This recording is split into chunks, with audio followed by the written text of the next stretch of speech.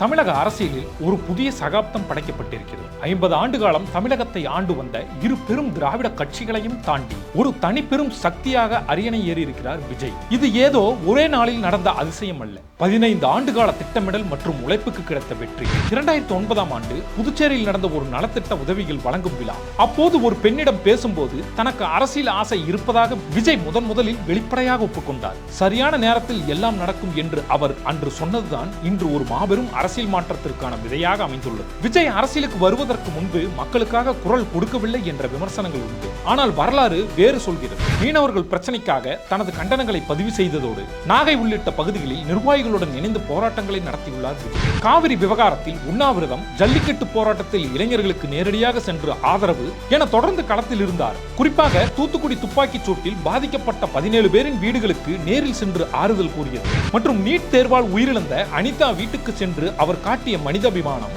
இன்றும் பேசப்படுகிறது. பண மதிப்பிழப்பு நடவடிக்கையின் போது ஆரம்பத்தில் வரவேற்றாலும் ஏழை மக்கள் படும் துயரத்தை கண்டு சிகிச்சை முதல் திருமணம் வரை மக்கள் அவதிப்படுகிறார்கள் என்று துணிச்சலாக அறிக்கை வெளியிட்டவர் விஜய். விஜயின் அரசியல் பயணம் அவரது இறுதி படங்களில் தொடங்கவில்லை. அவரது முதல் படமான நாளைய தீர்ப்பு படத்திலேயே அரசியல் கருத்துகள் இடம்பெற்றிருந்தன. அவரது தந்தை S.A. சந்திரசேகர் ஆரம்பத்திலேயே விஜய்க்கு ஒரு அரசியல் பாதையை அமைத்துக் கொடுத்தார். தமிழன் படத்தில் மாஞ்சோலை எஸ்டேட் பிரச்சனை உட்பட அந்தந்த காலத்தில் நடக்கும் பிரச்சனைகளை தனது படத்தில் காட்சிப்படுத்தி வந்துள்ளார். படத்தில் மட்டுமல்ல, தனது பட பாடல்களிலும் அரசியல் கருத்து அறிவித்து வந்தார். வில்லு படத்தில் அகதியாய் வந்த மக்களுக்கு அமைதியான நாடு கேட்பது, வேட்டைக்காரன் படத்தில் காத்திருந்து ஓட்டு போட்டு கருத்து போச்சு நகமடா என பாடல்கள் வழியாகவும் அரசியல் பேசினார் விஜய். மெர்சல் படத்தில் GST குறித்த விமர்சனங்கள் நாடு தழுவிய அளவில் விவாதத்தை கிளப்பியது. ஆரம்பத்தில் இளைஞர்களை மட்டும் கவர்ந்து வந்த விஜய் துல்லாத மனமும் துள்ளும், பூவே உனக்காக போன்ற படங்கள் மூலம் குடும்பங்கள் மற்றும் பெண்களின் மனதை வென்றார். மீனவர், பால்காரன், மெக்கானிக் என விளிம்பு நிலை மனிதர்களை தனது கதாபாத்திரங்களாக தேர்ந்தெடுத்து நடித்தார். அன்று பெண்களின் மனதை வென்றதுதான் இன்று அவருக்கு வாக்குகளாக மாறி முதலமைச்சர் நாற்காலியில் அமர வைத்துள்ளது.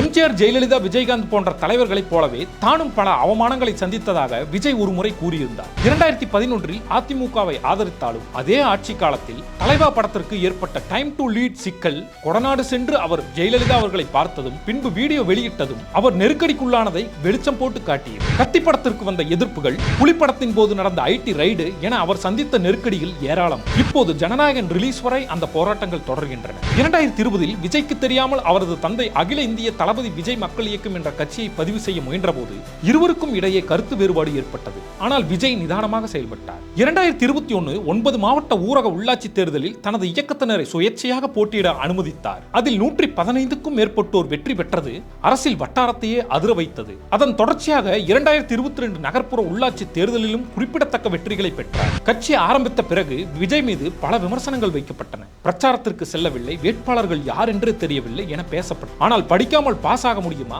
ஆடாமல் ஜெயிக்க முடியுமா என்று பல்வேறு தரப்பினர் வைத்த விமர்சனங்களுக்கு அவரின் இந்த வெற்றி பதில் கூறும் விதமாக அமைந்துள்ளது. 19 வயது இளைஞர்கள் முதல் 40 வயதை கடந்த 3 தலைமுறை ரசிகர்களின் ஆதரவோடும் ஒவ்வொரு வீட்டிலும் விஜய் என்ற ஒரு விதி இருப்பது போலவும் மக்கள் வாக்களித்துள்ளனர். இருந்தாலும் சவால்கள் இதோடு அவருக்கு முடியவில்லை. சட்டம் ஒழுங்கு பராமரிப்பு, தேர்தல் வாக்குறுதிகளை நிறைவேற்றுவதில் ஏற்படும் நிதிச்சுமை என பல சவால்கள் அவர் முன் காத்திருக்கின்றன. தமிழகத்தின் புதிய முதலமைச்சராக விஜய் எப்படி செயல்பட போகிறார் என்பதை நாம் பொறுத்திருந்து பார்ப்போம்.